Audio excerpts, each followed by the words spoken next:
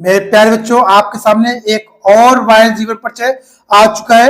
जय शंकर प्रसाद जी का वायरल जीवन परिचय 2026 की बोर्ड परीक्षा में 100% ये जीवन परिचय आपके पेपर में दिखेगा। जय शंकर प्रसाद जी का जीवन परिचय, और ऐसे लिखना आप जय शंकर प्रसाद जी का जीवन परिचय इस वीडियो में आपको बताने वाला हूं। और जब आप इस प्रकार से लिखेंगे तभी आपके जीवन परिचय के 5 में से 5 नंबर पूरे पक्के हो जाएंगे। बस क्लास को आप पूरा, इस वीडियो को आपको पूरा अंत तक जरूर देखना है, जिससे कि आपके भी जीवन परिचय में पूरे 5 नंबर पूरे पक्के हो जाए। और क्या है, देखो यहाँ पर क्या है, इससे पहले मैं डॉक्टर राजेंद्र प्रसाद जी का जीवन परिचय और उसके पहले आचार्य रामचंद्र शुक्ल जी का जीवन परिचय में बता चुका हूं। वो वीडियो इसी वीडियो के डिस्क्रिप्शन में लगी हुई, वहां पर क्लिक करके आप जाकर देख सकते हैं। देखो, जय शंकर प्रसाद जी का जीवन परिचय कैसे लिखना है आपको। सबसे पहले आपको ये फ्लो चार्ट बनाना है, ठीक है। ये आपके मान लो पेपर में आ गया। सबसे पहले आपको फ्लो चार्ट बनाना है। फ्लो चार्ट में क्या लिखना है? नाम, जन्म, जन्म स्थान, पिता का नाम, मृत्यु और प्रमुख रचनाएं, ठीक है। ये आपको इतना लिखना है।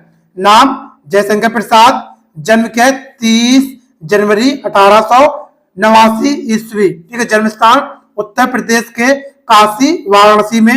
पिता का नाम देवी प्रसाद, मृत्यु 15 नवंबर 1937 ईस्वी में। और कब हुआ जन्म? 30 जनवरी 1889 में, मृत्यु 15 नवंबर 1937 ईस्वी में, ठीक है। प्रमुख रचनाएं क्या है?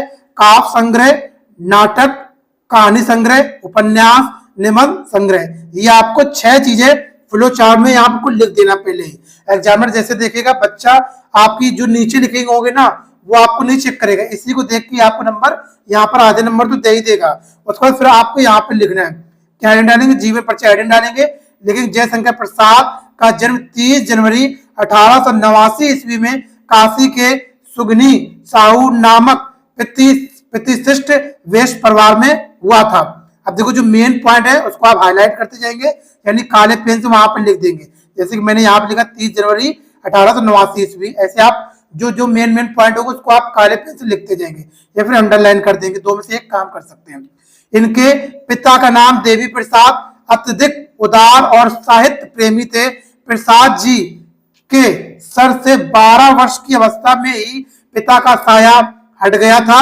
उसके पिता की मृत्यु के 4 वर्ष पश्चात ही इनकी माता स्वर्ग सुधार गई, ठीक है। जैसे इनका 12 वर्ष में इनके पिता की मृत्यु हो गई, उसके बाद जैसे पिता की मृत्यु के 4 वर्ष बाद इनकी माता का भी मृत्यु हो गई, वो स्वर्ग लिए हो गई।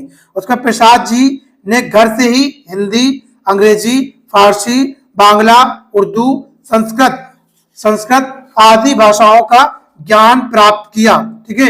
आदि भाषाओं का गहन अध्ययन कर ज्ञान प्राप्त किया इन्होंने। इस तरीके से इन्होंने बनारस के क्वींस कॉलेज में दाखिला लिया। बहुत आसान शब्द है, आप साथ साथ नोट करते हुए चले और देखते हुए चले। उसके बाद जहां इन्होंने 8वीं तक की शिक्षा प्राप्त की। आपके अपने पैतृत्व कर्तव्यों को निभाते हुए इन्होंने काव्य प्रेरणा को अपने भीतर जीवंत रखा और स्वतंत्र रूप से काव्य रचना के मार्ग पर बढ़ने लगे। इन्हीं दिनों इनके बड़े भाई के स्वर्गवास से इन्हें हृदय को गहरा आघात पहुंचा। इनके बड़े भाई को भी मृत्यु हो गई, तो इनको बड़ा ही गहरा दुख हुआ कि मेरे भाई भी चले गए। उसके बाद इनकी आर्थिक स्थिति बिगड़ गई और अल्प आयु में ही प्रसाद जी को व्यवसाय और परिवार की दायित्वों को संभालना पड़ा।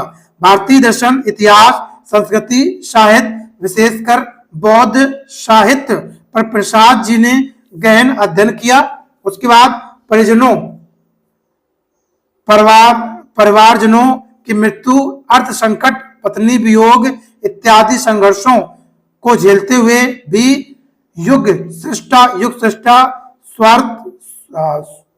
स्वार्थ से परे थे। ये साहित्यकार अपूर्त गंध में रचना सुमन हिंदी के मंदिर में अर्पित करता रहा।